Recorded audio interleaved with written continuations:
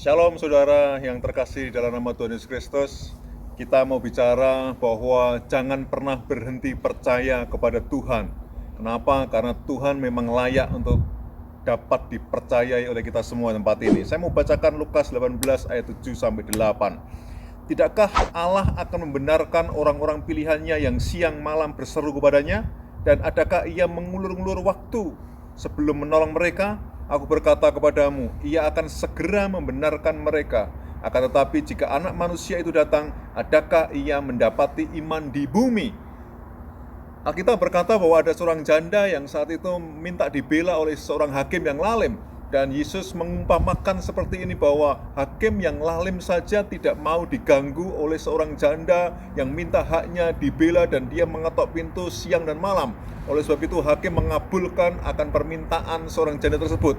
Apalagi Tuhan kita Yesus Kristus, kalau kita meminta kepada Dia siang dan malam, maka Tuhan juga akan selalu memberikan apa yang terbaik buat saudara dan saya. Saya mau katakan ada dua hal kenapa kita ini susah untuk menunggu janji Tuhan, menunggu jawaban Tuhan.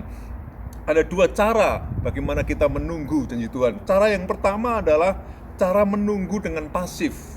Dia menunggu-nunggu seolah-olah tidak melakukan apa-apa, biarkan segala sesuatunya terjadi. Ini cenderung tidak percaya. Kecenderungan ini banyak dilakukan oleh orang-orang di zaman sekarang ini. Saat ini dia sedang menunggu COVID-19 apakah berhenti atau tidak. Kapan berhentinya? Dia menunggu dengan pasif dan tidak melakukan apa-apa. Walaupun di rumah ada PSBB, ada lockdown, tetapi nggak melakukan apa-apa, hanya menunggu. Kalau menunggu pun itu menunggu dari belas kasihan orang lain, menunggu dari orang-orang lain untuk membantu kita. No, bagi kita menunggu jangan pernah pasif. Karena pasif kecenderungannya tidak percaya kepada Tuhan. Bagaimana dengan janda ini? Janda ini tidak pasif ketika dia mempunyai masalah, tetapi dia mengetok-etok pintu hakim. Walaupun hakim itu lalim, tetapi dia percaya pasti akan dibela oleh hakim. Demikian juga kita. Yang kedua adalah menunggu dengan pengharapan yang kuat. Sama seperti janda yang saya katakan tadi, bahwa dia menunggu dengan pengharapan yang sangat kuat. Bagaimana dengan saudara di tempat ini? Apakah saudara juga siang malam berseru kepada Tuhan dengan pengharapan yang kuat? Maka Alkitab tadi dikatakan, adakah iman di bumi? Tuhan bertanya, adakah pengharapan di bumi? Adakah kasih di bumi?